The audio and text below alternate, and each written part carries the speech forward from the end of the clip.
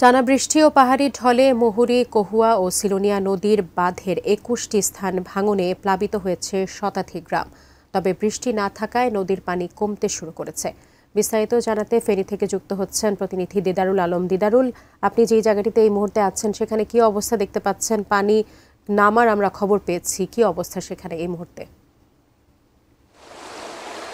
সাজি, আমরা এই মুহূর্তে রয়েছি ফেনী ফুলগাজী উপজেলার দক্ষিণ আনন্দপুরের একটি গ্রামে। এখানে আমরা যখন আসি তখন কিন্তু আসলে সড়কে এই পরিমাণ পানি ছিল না। আমরা যদি আপনাদেরকে একটু দেখানোর চেষ্টা করি, পানি থেকে যে নদী থেকে যে পানিগুলো নামছে সে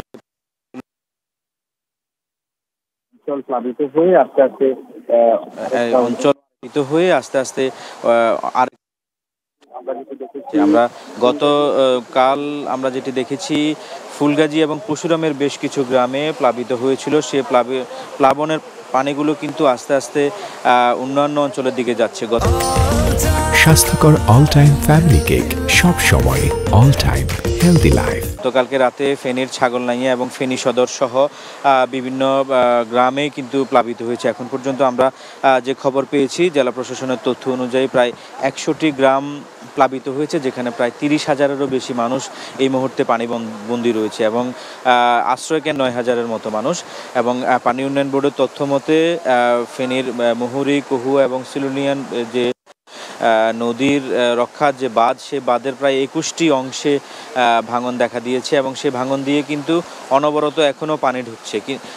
নদীর পানি ডেঞ্জার লেভেলের প্রায় ১৩ সেন্টিমিটার নিচ দিয়ে প্রবাহিত হচ্ছে বর্তমানে পানি। তবে ২১টি ভাঙা স্থান দিয়ে পানি ঢোকার কারণে কিন্তু পানির প্রবল স্রোত, যে স্রোতের কারণে আসলে এখানকার সাধারণ মানুষের যে সকল বাড়ি ঘরগুলো রয়েছে সেগুলো কিন্তু আসলে ক্ষতিগ্রস্ত হচ্ছে, আমরা যেমনটি জেনেছি। এবং পানি উন্নয়ন বোর্ডের সাথে আমাদের কথা হয়েছে, তারা বলছেন যে নদীর পানি এই মুহূর্তে নিচের দিকে নামছে।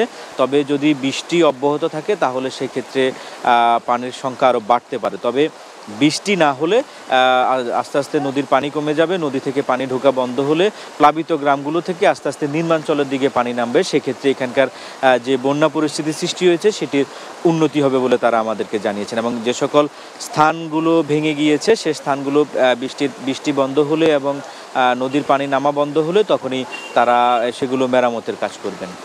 দিয়েছিল আমার কাছে ফেনী থেকে সর্বশেষ।